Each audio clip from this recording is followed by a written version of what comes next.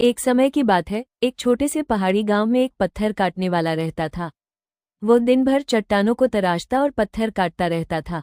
उसका काम मेहनत भरा था, लेकिन वह अक्सर अपने भाग्य से असंतुष्ट रहता था।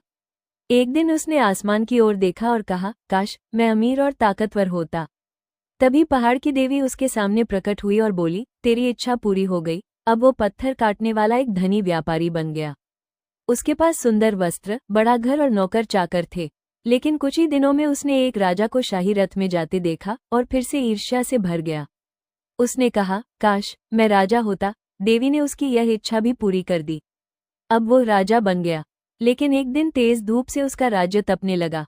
उसने सोचा, सूरज मुझसे भी शक्तिशाली है। काश मैं सूरज होता। और वो सूरज बन गया। वो चमकता, जलाता और सब पर अपनी रोशनी फैलाता। लेकिन जल्द ही बादल आकर उसकी किरणों को रोकने लगे। उसने कहा, बादल मुझसे भी शक्तिशाली हैं। काश मैं बादल होता। अब वो बादल बन गया। उसने बारिश बरसाई, बिजली चमकाई। मगर जब वो एक पहाड़ से टकराया तो आगे नहीं बढ़ सका। ये पहाड़ मुझसे भी शक्तिशाली है, उसने सोचा।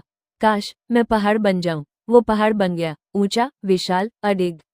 लेकिन कुछ समय बाद एक पत्थर काटने वाला आया और उसकी चट्टानों को काटने लगा।